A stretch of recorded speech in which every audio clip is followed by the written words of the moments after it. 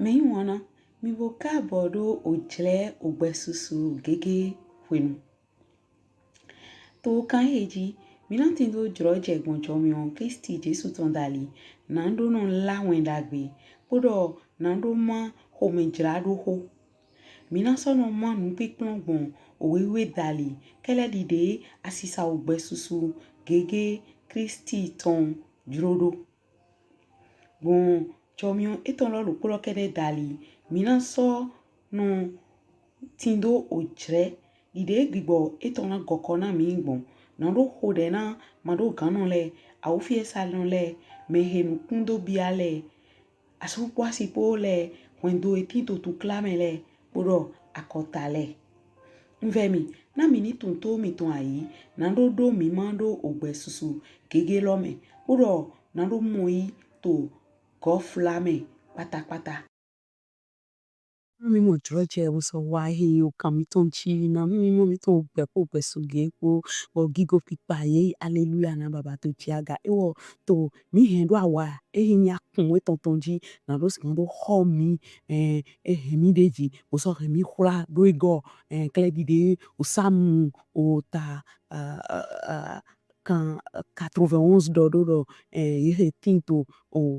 o fi beta do okuno ton le no ye kan ho go to ton glo hallelujah bo ayaji jede nyona mi do wa o kan loji na lo to mo ko yi do mi ma mi ton me do mo o gigbo chanwe le dali bo gbe mi na lile ko panta ha gigbo atonto hedo to gigbo hun to yin bo so lile je ndin do na touch le de gbon onukun tali bo to we me hwe nto mo do azon vovo tropo we do do gbon gbigbo hun ton dali e wa yin nu na mi do tropo o hia ogbeto ton do asan tropo to gbewe jiwe o ta gbeto bo edo na yin na mi do tropo pe jiwe ton lo gbeto de da ni si son le to gbigbo hun ton me bo tale na hun ton lo to kleku me ton titan ni dunamisi lo bai a checkpipa podo mina de po na do singa yi nwa bo de fore so yin gebuvra ro no kwakwe adogigbo na do yi nwa hikon podo pedide po na do wa nde bo gudeji bo atonto lo bai kochu lo do yin yo no ikwa me sile mo kokona me na do singa do hodo me do wa so de do hodo me po bo no wa klitana bo nka mo o tade na kochu ton lo nuti do no to re rom no abesi we so yin muga abesi we so yin mundo ogbe eblu ton me bo yo si vru no le yete so no yidin o ndo goson o kan enede na do mo hihun yi na do mo yi wa supo basi to pipe me bo we mi amu me de ye do se ye ma do se bodo nu eton le wa mayon nu e hongan hallelujah igbo mi ni no te chiwe wete lórí okunu ton do mo indomro mi te wa ni pepepe bo wa nlole bo ba ho ya bo wule awu ina bele son don lo ina tun fi e mo hihon son hihon ma son Kristi Jesu de a nu e wa re puna gbo mi o me na fio ro me ro yin si ro ina horen gbo mi on dali chere di ke mi ma mi ton lo to Jesu Kristi Nazareth to sin come bo ne lo gbon ta de na vovo aton ni lo dali e wa yin yi mi si lo mo ota de na titan pa we to o gbigbo hun ton to po dunami supo ke bruva ro po e mi na no te do eji bo mi na mo de yin ota de na vovo awe ne le to gbon gbigbo hun ton dali ye ya son yi wa bon apostle Paul po silas po dali we ye tinto o dileton klade me mi na mo o taine tinto o wala apostle ile ton me o taiton foton kun po bele so foton kun po ro je ti fonu ki ya ro le eso ajo le mi je o deji o vi no he tinto gbigbo odo sheton de po mi po me henu yi odo shedo do he ale susu wana kuno eton le e wo lo we hodo Paul po miule po. Eto akwado domo omehele we memenglo jiwe we gigoganton he to aliho hulenganton de doria rami. Ewo so wa ehe ho he asan susu. Shiba home Paul ton ble eso le bo dohan gbigbolo domo yen degbe na weto onyi Jesu Christi tome nando ton son ego. Eso ton to ojle do poneme. Wenwena kruno eton le mu do todido ale ton yi. Ye wule Paul po sila po bo ton ye yi o kan le de to ahime. Bo hen ye wa otogan le de. Bodomo tawe hele ju to tuklado otodaho miton bau bo soto o walo hema bio o seme na mi mehenyi lomule nando yi kavi nando ayi ego. Agunda holo so fun do yeji. Otogan le so hen avo ye ton klen bo degbe nando yi okpo do li nu ye. Wenwena ye ko ho o basusu ye ze ye dran o kan home bo nache kan kononto nando hula ye dagbe. Wenwena ewo se o hogbe monton ko siso siso ye sise ye do o kan ho sheshe tome do o kan ho sheshe tome bo so yi afo ye ton jan do o supome to a ozan home Paul posi la po hode bo so jihan pipa ton han shiwewe o kan tole so se ogbe ye ton adiji aigba huan da hode tin somu bo ko do o kan ho ton somu ko do o kan ho ton huan gigigi ten do poleme o hon le po o kan o me do po ton so de konyan wenwena o kan tono fon son amlome bo mo o hon o kan ho ton leto nouveau e don o ri e ton sun e wo do ko wede na elendo o kan tole ko hui. Shiba Paul yi ogbelele de do dakwa do agbe awuna dewe blo na o me po tinto fi. Wenenu we e bio memegro bo lon bio o home bo so sisiso bo shion ayito Paul bo sila po nuko e reye chekbunwa bodomo me ho emi etewe nyendo wa nando yi hulengan ye so domo yi Jesu Christi okruno se ye na so hulenwe po wedo to po ye so do oho okruno ton halen po han e ome heti to ohwe eton gbele po eso be ye to ojle do poneme to ozame bo klo bakpa ye ton le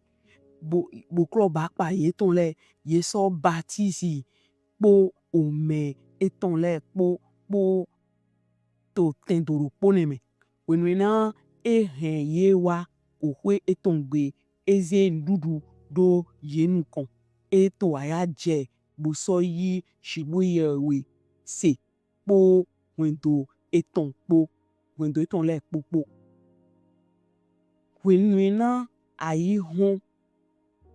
otogan le do ponogan le hlan nando do mon bo tawe ne le ni yi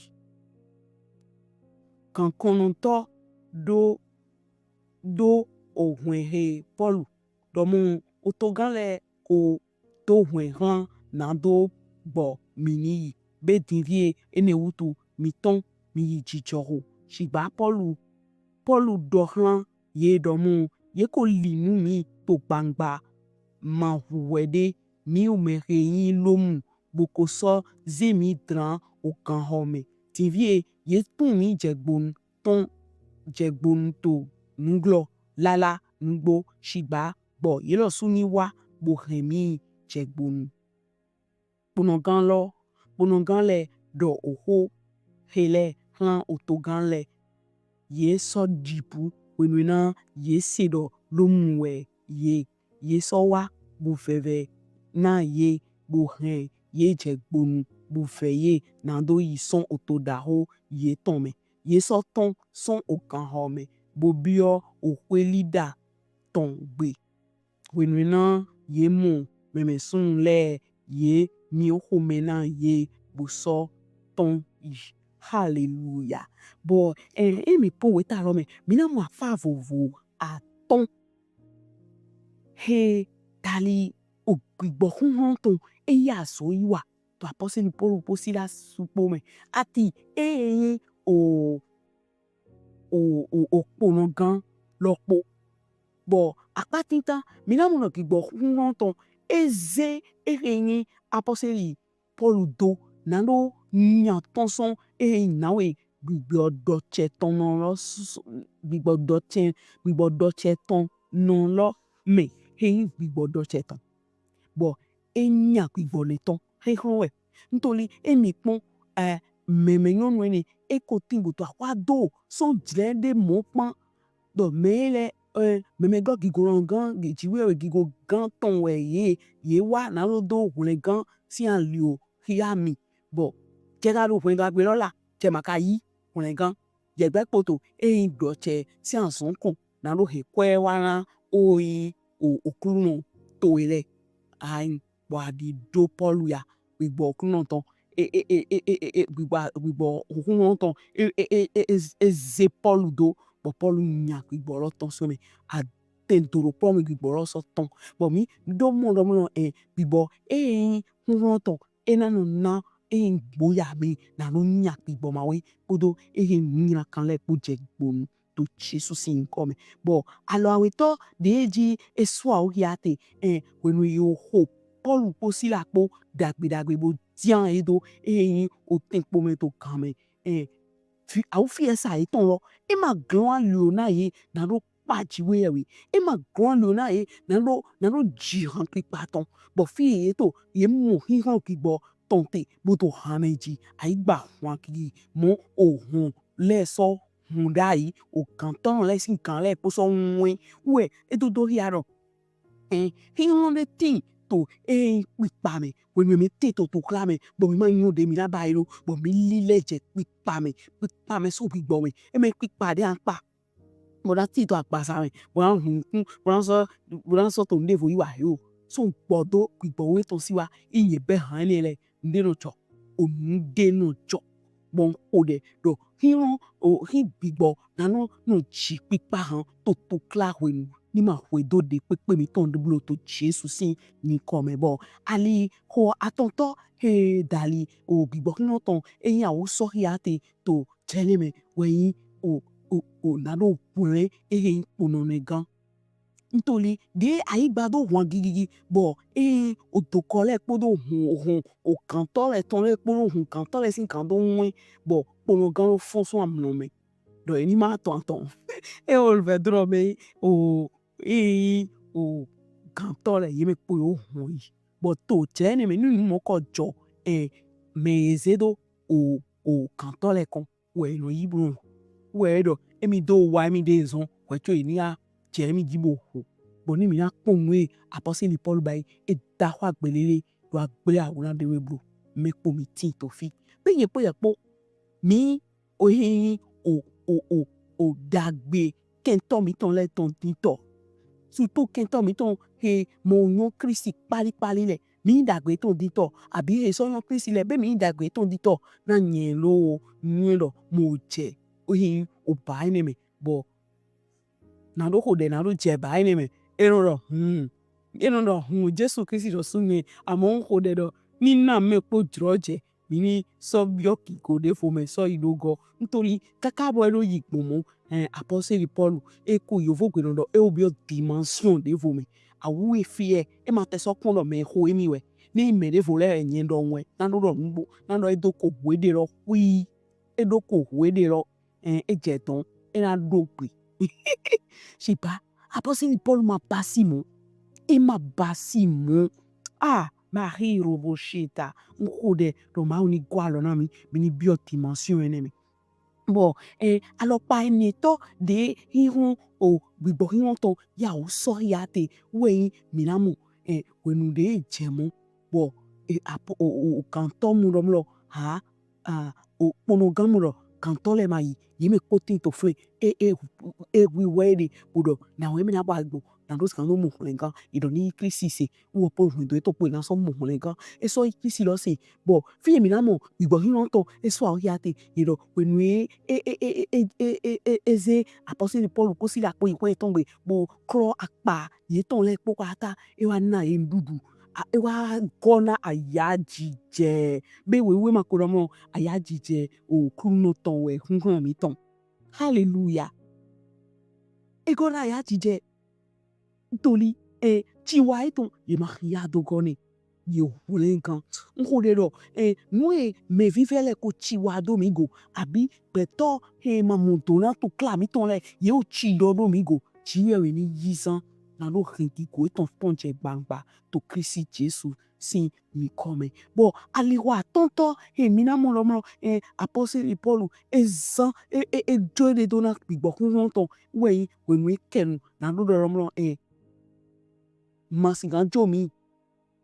mano ma wa bio chale mi nítorí mi ma huwede bo mi lo yin mi ho to si se mi do kan mi so de mi lohun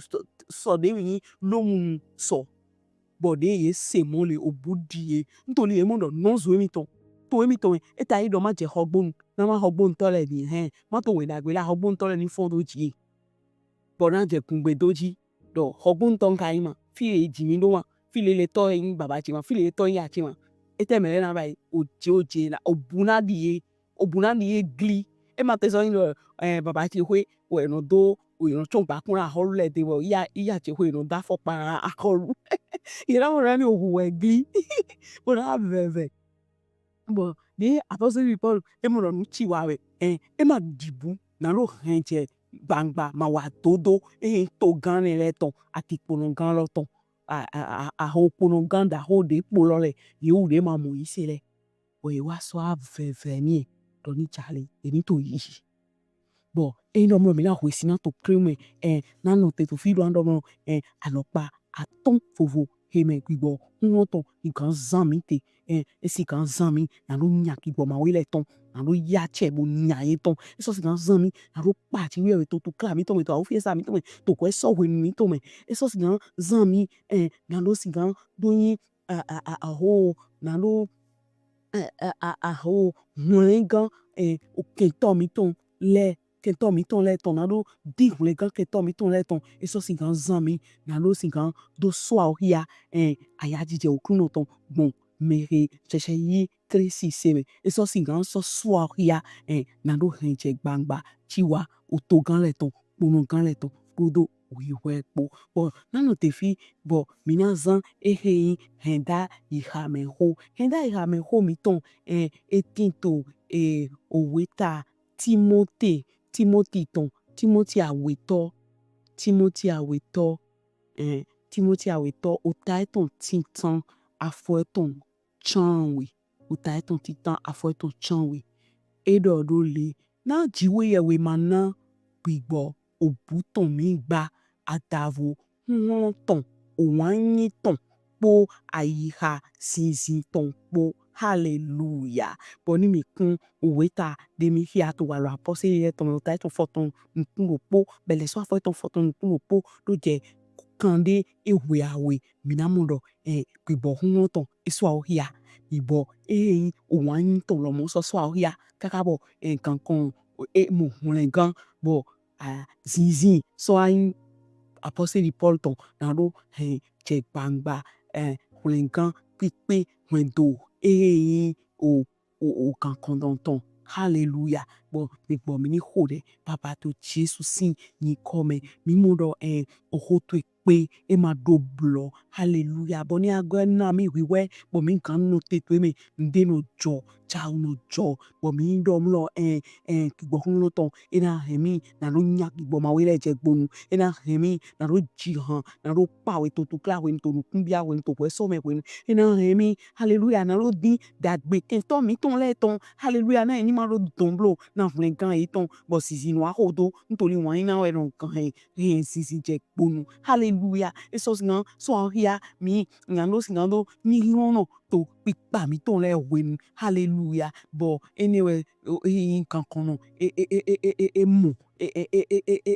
mo trakun ni torí we no mo flen gan apapa ya jije ton e biwe me apapa flen gan ton biwe me ya je ton so go hallelujah bo e so singan so here na no renje gbangba chiwa me ho le ton akunda ho gan le ton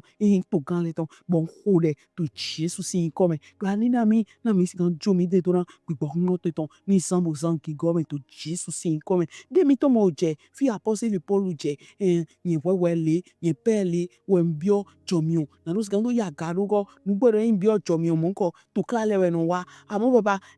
to claro le me dike ma flin do akonami yin o pun do gbongigbo hin ton tari to Jesus sin come na no singan do yan alopade na zan na jo yin de do igbo hin ton go na yo to do me to le yin singan do yan alopade na jo de do na igbo hin ton na no singan do yin zan na gigo to bo we no hemi na no singan do yiwa to dagbe me na gigo to akan shosho kere mi don do we baba se bo to asheji to Jesus sin come ko de rote ni she bo ni ato sise peche bo ato sise do gbongigbo hin ton dali bo mi o so do ho do gbongigbo fo vo ene ton dali we yan tonto ha nwendo matindo flen gan to Kristi Jesu me bi bo chan we ne le man kan hodo we